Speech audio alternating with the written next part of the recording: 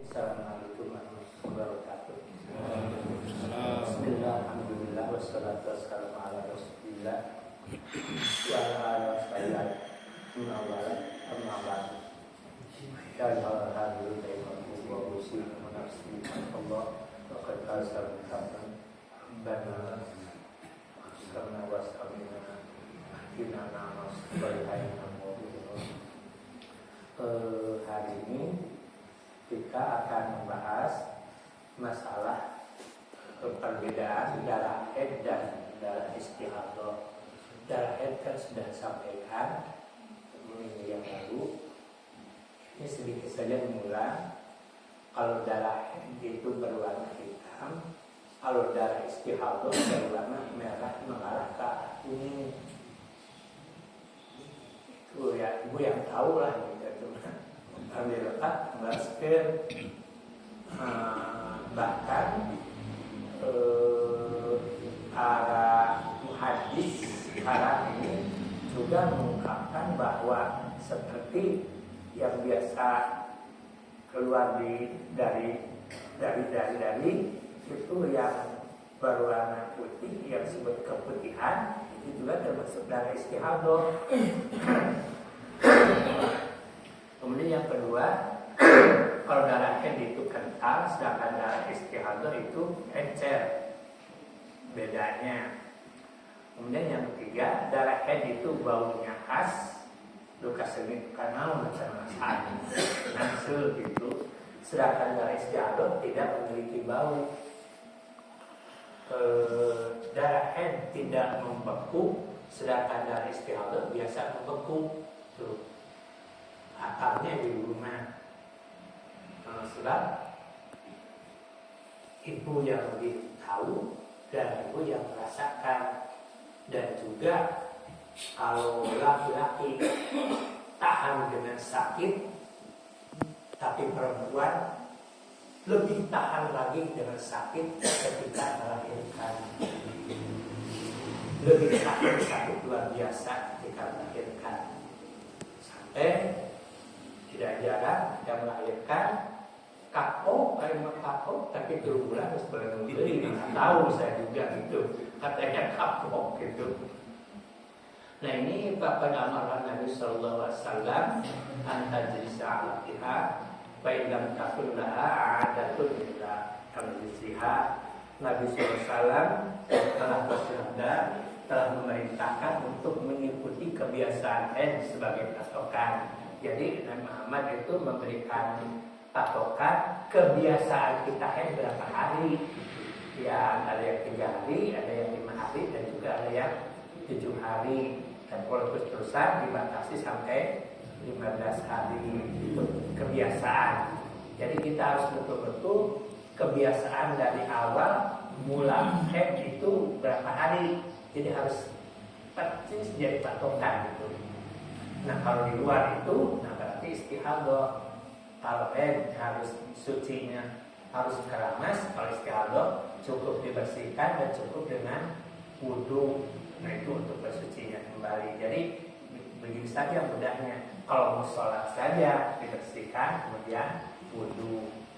Kalau tidak punya kebiasaan maka melihat pada perbedaan warna darah, tamyiz perbedaan.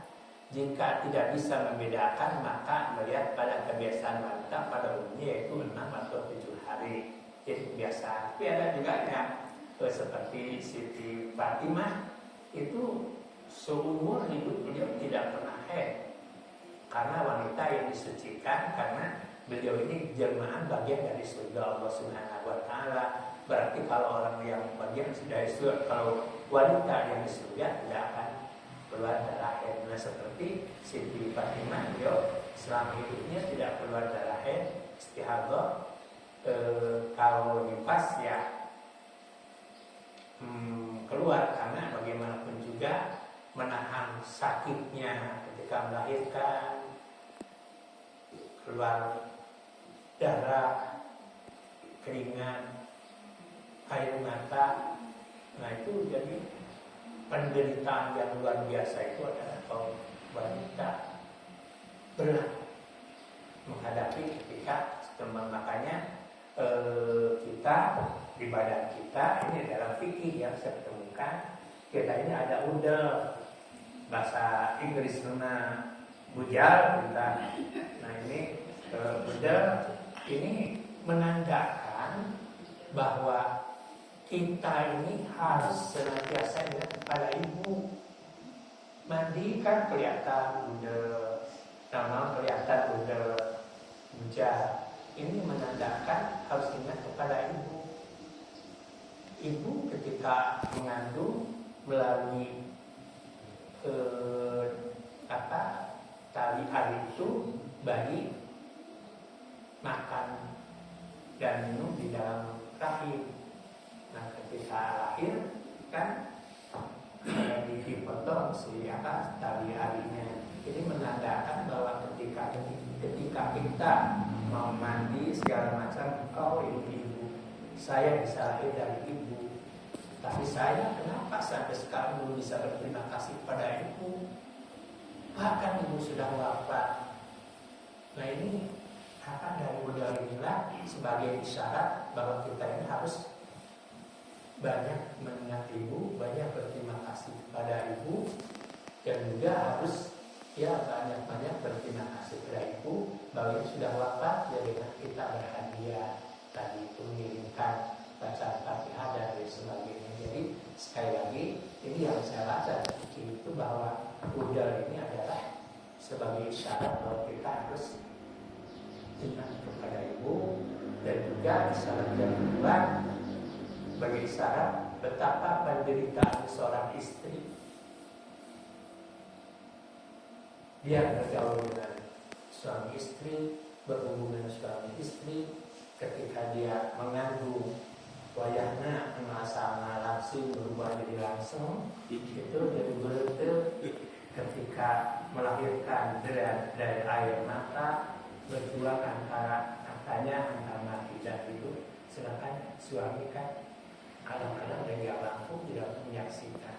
Jadi ini sebagai isyarat kita lihat dari ini tertanda bahwa kita harus ingat kepada ibu, dan bagi pelaku perempuan dan juga bagi kaum laki-laki dari syarat betapa penderitaan istri kita. Ini sebagai bukti melihat udal ini.